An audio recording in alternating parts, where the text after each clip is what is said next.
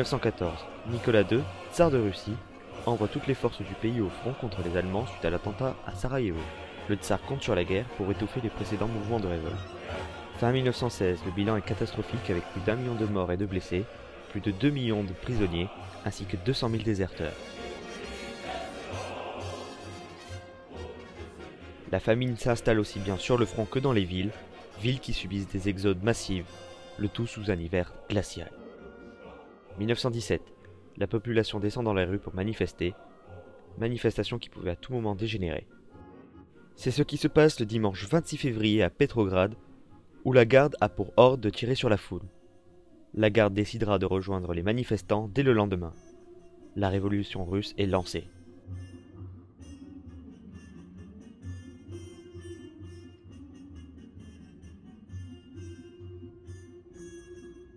Le 2 mars, le tsar abdique et laisse son pouvoir à un gouvernement provisoire. C'est la fin du règne des Romanov, après 3 siècles à la tête du pays.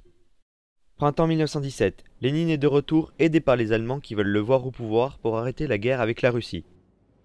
Vladimir Ilitch Ulyanov, né le 22 avril 1870, il est issu d'une famille de nobles.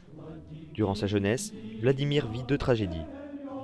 La mort de son père en 1886, ainsi que la pendaison de son frère 1 an plus tard, pour complot menaçant la vie de l'empereur. Vladimir se radicalise à cette occasion. En 1891, il obtient une licence de droit.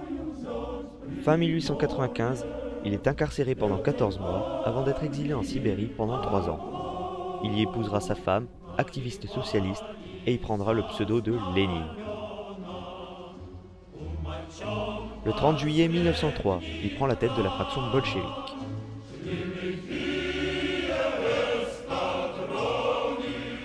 Lénine arrive à Petrograd 1 mois après la chute de la monarchie. Il y impose directement ses thèses d'avril sous le slogan « Pain, paix, liberté ». Tous les bolcheviks approuvent ces thèses qui deviennent programme officiel du parti. Suite à la divulgation non voulue d'une note à la presse stipulant « La guerre jusqu'au bout », les Russes redescendent dans la rue.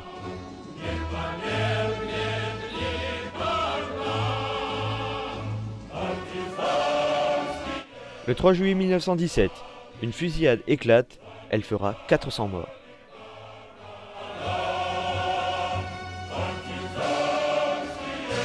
Plus tard, Lénine organisera une émeute armée pour prendre définitivement le pouvoir le 7 novembre.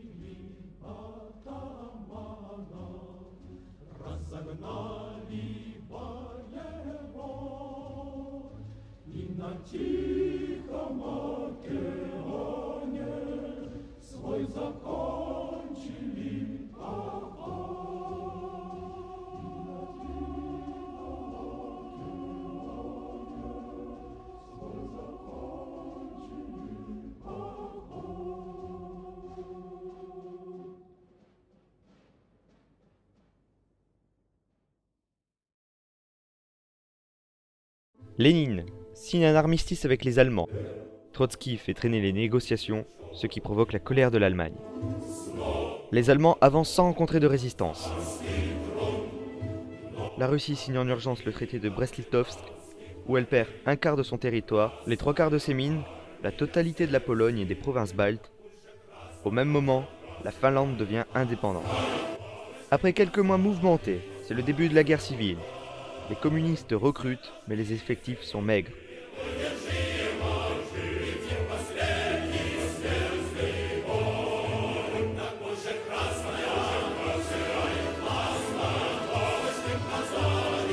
Face aux Rouges, 150 000 hommes forment l'armée blanche. Elle se bat remarquablement et enfonce les lignes rouges dès le début.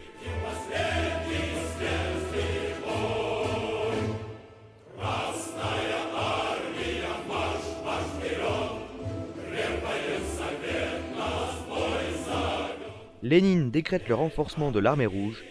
Il confie la tête de l'armée à Trotsky, qui se révèle être un stratège exceptionnel, un meneur d'hommes et un chef implacable. Les effectifs passent de 400 000 hommes à 5 millions en 2 ans.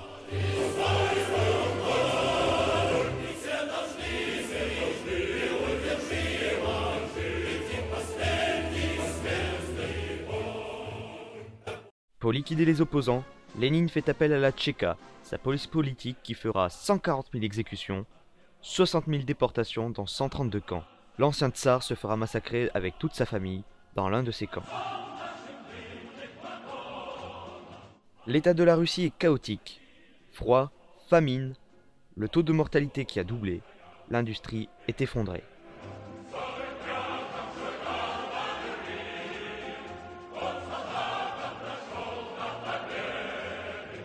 Lénine lance le communisme de guerre qui implique entre autres une journée de travail supplémentaire.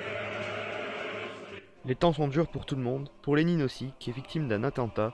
Blessé à l'épaule et au poumon, ses jours ne seront plus en danger. La Tchéka ne s'arrête plus. Elle a tous les droits, tous les pouvoirs.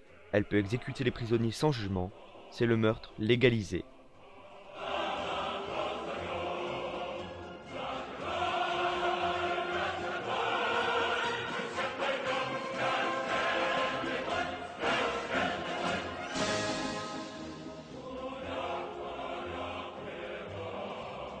À partir de 1919, les Rouges enchaînent les victoires partout sauf en Pologne, où ils seront stoppés, notamment grâce à l'aide des Français et du général de Gaulle, déjà capitaine à cette époque-là. Les Blancs sont écrasés en Russie, c'est la fin de la guerre civile.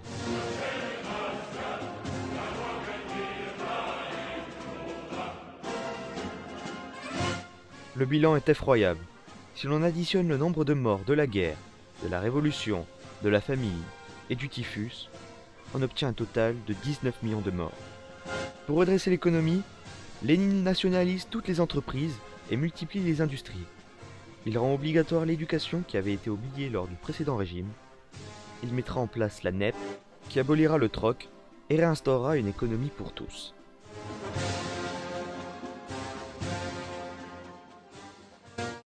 Lénine est de plus en plus malade, obligeant à quitter le pouvoir après 2 attaques cardiaques, paralysant tout le côté droit de son corps, puis lui enlevant l'usage de la parole.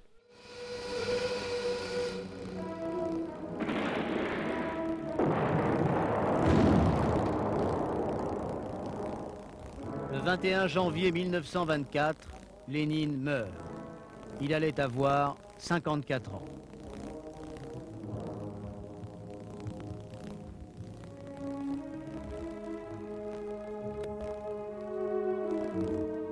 Son corps est transporté jusqu'à Moscou à bord d'un train spécial.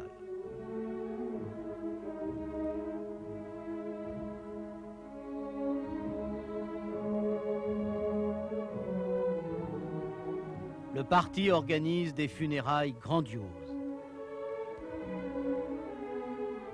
Le peuple est invité à venir s'incliner devant sa dépouille embaumée. La ville de Pétrograd s'appellera désormais Léningrad, en souvenir de l'homme providentiel.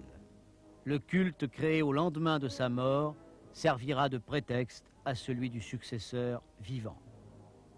Peut-être Lénine eut-il avant sa mort le pressentiment de ce qui allait se passer. Dans son testament politique laissé à sa veuve, il écrit « Staline est trop brutal, il faut lui retirer le pouvoir ».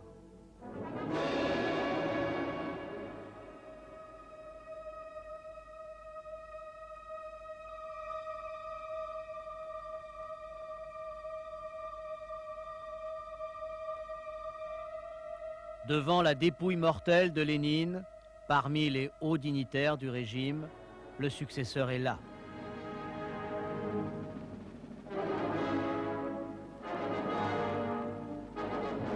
C'est lui qui prononcera l'oraison funèbre.